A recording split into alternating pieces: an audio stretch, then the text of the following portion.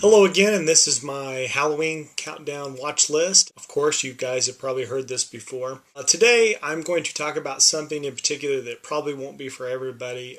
As much as I really love it, I get a lot of resistance on YouTube for my opinion on this show. And I would like to say that things like Cabin in the Woods and Avengers are bringing people around. We'll just leave this open to the people that do enjoy it. Everybody else is, free to have their own opinion, of course. The show we're going to be talking about today is Buffy the Vampire Slayer. One of my all-time favorite episodes is a Halloween episode. And Buffy has a strange history as a show, not as the character. But it started off as a mid-season replacement show, so it doesn't actually have a fall season during its first year. So it didn't have a Halloween episode. So in the second season it did, and then in the third season it decided to skip Halloween, and it had one in the fourth, and then it skipped one in the fifth, and it had one in the sixth, and it ended on the seventh. So who knows if we would have got another Halloween episode in the eighth season, but it opted to have a Halloween episode every other season on the even years. Season 2 has a really fun episode. It's just called Halloween. And it is on disc 2. The curse put on their Halloween costumes. And everybody turns into whatever they dressed up as. It's really kind of funny. There's a lot of humor in these episodes, which I really like. Not a whole lot of horror in this one. The sixth season, if we skip all the way to the end, has a Halloween episode, is on disc 2 also. It is called All the Way. To me, that is probably the weakest of the three for sure. It tries to go back to the roots of like the Buffy show. It's basically too far into the series to try to, do a callback to like season 1 or season 2, and it just doesn't feel like that was the best choice for a Halloween episode. As a whole, though, it's okay. I do like the beginning of it because it does remind me of movies like Trick or Treat. It has a lot to do with the tradition of Halloween, which I think is really fun. But as a whole, my favorite is probably the fourth season Halloween episode they did called Fear Itself. Fear Itself appears on the first disc of season 4, and it's the last episode. That, to me, seems like it's the most traditional episode for me. If I want to see something Halloween related, I always enjoy Fear Itself. I watched this show originally in 1999 when it was on the air, and I've watched it about every other Halloween since then. Maybe a few Halloweens in a row, skipped it a few Halloweens. It's so much fun if you're a fan because it's kind of right at the pinnacle of the middle of the series, too, because it has a lot of the peripheral characters are coming to the forefront. The cast has a lot to offer in the way of comedy. This episode was written by David Fury. If you're familiar with him, he is the mustard guy from the season 6 episode that is singing, and they call him the Mustard Man because of his lyrics. He has a good knack for picking up on that very Joss Whedon feel in the series. In the season 4 episode, the main thing is they get invited to a Halloween party. It's a college party. And all the characters are in college except for one. Xander is kind of like the guy that decided not to go to school, and he is kind of an outsider. There's a really funny moment at the beginning that always reminds me of what it was like in the 80s and 90s when you had to rent most of the movies you watched at a video store. He goes to rent a scary movie, and when he shows them what they're going to watch as a scary thing for Halloween, he offers them Fantasia, which gets a lot of funny remarks, and then he says that it was meant to be Phantasm. And I always thought that was really funny because that happened to me several times. I would go to the video store and get something, and instead I would end up with something very similar to what I was going to get, but not the actual thing. Somebody would go pull them off the shelf, and they'd be in these either black or sometimes fogged kind of plastic cases, and if they accidentally grabbed the wrong one, or if somebody put the wrong tape in the wrong case, it happened quite often. But I thought that was really funny that they included that. The main plot of this story, though, is they're going to go to this haunted house. This fraternity is throwing a party, and if you can make it through the house, it's a haunted house. Up at the very top, like towards the attic or whatever, is where they're actually having the parties, which kind of seems like a cool concept.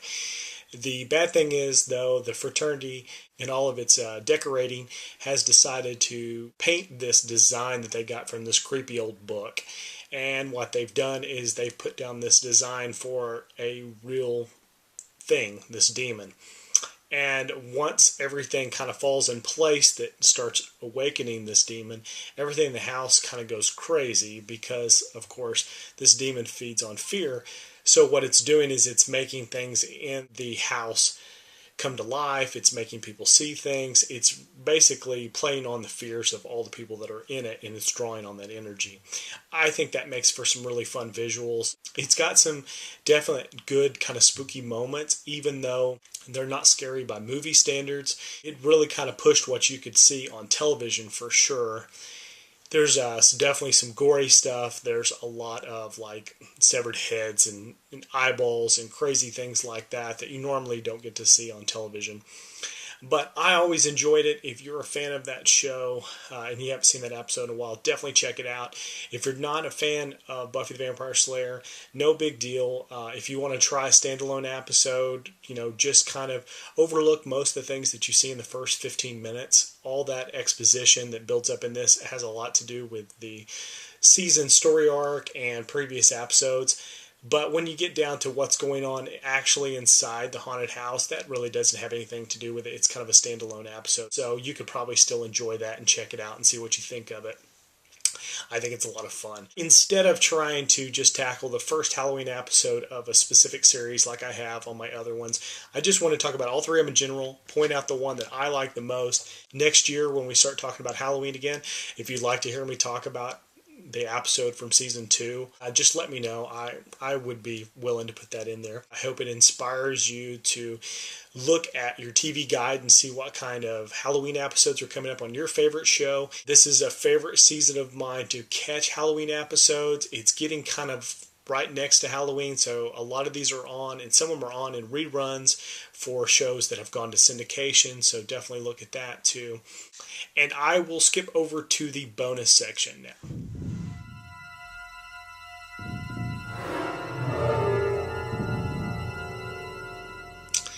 Okay, this is my bonus section. Yesterday we talked about the DVDs I got. Just in case, I got a comment where somebody was wondering about this box. I actually got this box. This is just all these movies still in here.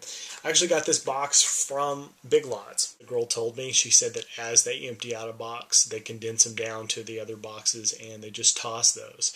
So I asked her, I said, well, can I have one? She said, sure, and she gave me one. It was actually really cool. The girl that was working at Big Lots was a humongous horror fan. She was talking about all the movies she'd picked up, including They Live. She had picked up The Serpent and the Rainbow, The People Under the Stairs. She named off a whole bunch of classic 80s and 90s horror movies that I really enjoyed. And it was just kind of cool to see, somebody that works at Big Lots that's actually into the things that like you and I and all these viewers out there usually are into. This is the other item I got that was the snack. I found these, which are called marshmallow pebbles. If you can notice what's kind of odd about this, besides having marshmallows, is that all of a sudden Wilma is like at the forefront of, Flintstone cereal, like the Pebble cereal. And I thought that was kind of odd. I saw this and it caught me really off guard. It's usually Fred and Barney. And occasionally you would see Dino. I think a long time ago there was some kind of cereal that was called something Dino, and they would have him on there. But I've definitely not seen anything with Wilma there in the front. But they're very odd because, hopefully you can see those, they're not going to be really brightly colored. In fact, some of them are orange or some of them might be kind of red. But that's the only colors. There's no green, there's no blue, there's no purple, nothing like that. It's orange, yellow, and red. And then it comes with these little circle, kind of flat marshmallows. And they have a very odd smell. It's kind of hard to describe. They don't smell like marshmallows. In fact, it's like a weird kind of vanilla or something. I don't know how to describe it, but if you've tried these, let me know what you think.